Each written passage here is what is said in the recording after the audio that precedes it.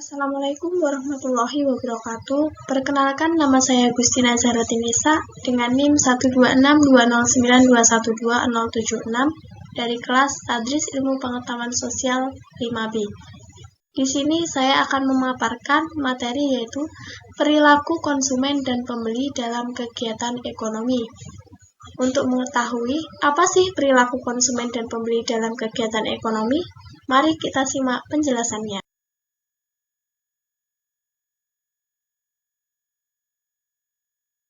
Yang pertama yaitu ada nilai barang. Nilai barang dibagi menjadi dua.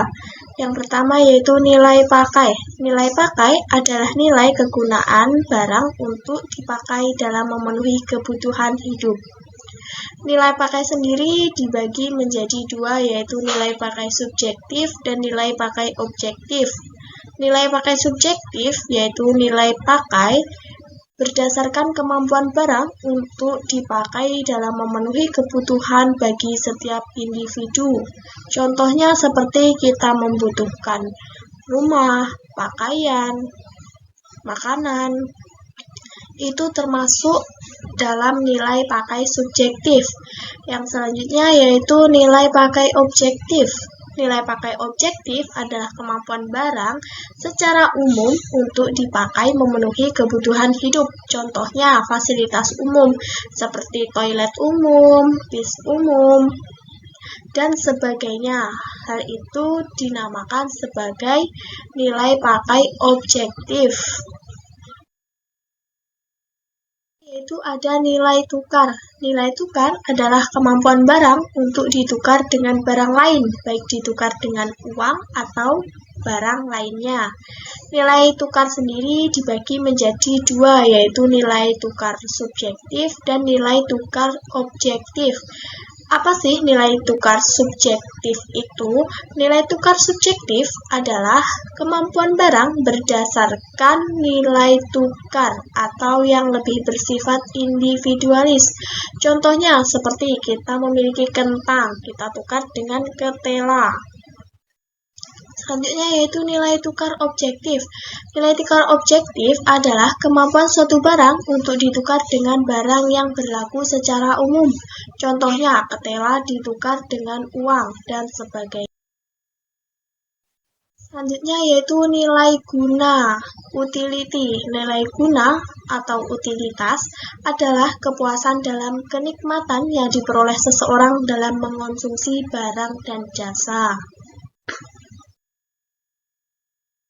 Nilai guna sendiri terbagi menjadi dua, yaitu nilai guna total dan nilai guna marginal. Nilai guna total atau total utility yaitu merupakan suatu jumlah keseluruhan kepuasan yang diperoleh konsumen dalam mengonsumsi sejumlah barang tersebut. Sedangkan nilai guna marginal atau marginal utility merupakan suatu nilai pertambahan atau pengurangan kepuasan sebagai akibat dari pertambahan nilai guna marginal. Jadi, apabila kita memberikan nilai guna total utility, kepuasan kita terhadap suatu barang tersebut, maka nilai guna marginalnya akan mengalami penurunan atau kenaikan, seperti itu. Keseimbangan konsumen. Keseimbangan konsumen yaitu suatu keadaan di mana konsumen mencapai kepuasan maksimum dengan menghabiskan anggaran tersebut untuk mengonsumsi suatu barang atau jasa, disebut dengan keseimbangan konsumen. Nah, ini ada hal penting yang perlu diperhatikan dalam menilai keseimbangan konsumen. Yang pertama yaitu jika harga barang mengalami perubahan, maka konsumen akan mengubah pola konsumsinya. Maksudnya adalah apabila suatu harga barang tersebut naik, maka konsumen juga akan mengurangi konsumsinya. Apabila harga suatu barang murah, maka konsumen tersebut akan menambah konsumsinya. Yang kedua yaitu pola konsumsi terhadap konsumen, yaitu ditentukan oleh tingkat pendapatannya.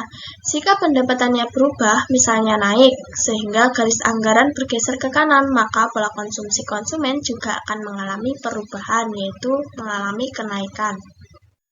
Yang ketiga yaitu pola konsumsi seseorang konsumen dapat dirubah jika selera konsumen terhadap barang-barang juga mengalami perubahan. Seperti biasanya kita membeli makanan ayam geprek. Nah, akan tetapi rasa dari ayam geprek tersebut mengalami perubahan, maka tentu saja konsumen akan mengurangi konsumsi ayam geprek tersebut. Yaitu teori produksi. Produksi adalah segala kegiatan untuk menciptakan atau menambahkan guna suatu benda untuk memenuhi kebutuhan. Nah, dalam teori produksi sendiri ada pengertian faktor-faktor produksi. Faktor produksi yaitu suatu tempat atau barang, alat-alat atau manusia yang digunakan untuk menghasilkan barang dan jasa atau menambah nilai guna suatu barang dan jasa yang dinamakan kegiatan produksi. Apa saja sih faktor-faktor produksi tersebut? Ini faktor-faktor produksinya. Yang pertama yaitu faktor produksi alam. Faktor produksi alam adalah semua yang tersedia di alam dan dapat dipakai dalam proses produksi, seperti tanah, air, udara, flora fauna, dan barang-barang lainnya. Yang kedua yaitu faktor produksi tenaga kerja. Nah, kita ini sangat membutuhkan tenaga kerja untuk mengolah produksi alam. Seperti itu. Yaitu faktor produksi modal. Nah, sumber-sumber alam tidak cukup hanya diolah dengan tenaga kerja saja, tetapi juga membutuhkan modal pendukung untuk mencapai kelancaran dalam proses produksi. Selanjutnya yaitu sumber daya kewirausahaan.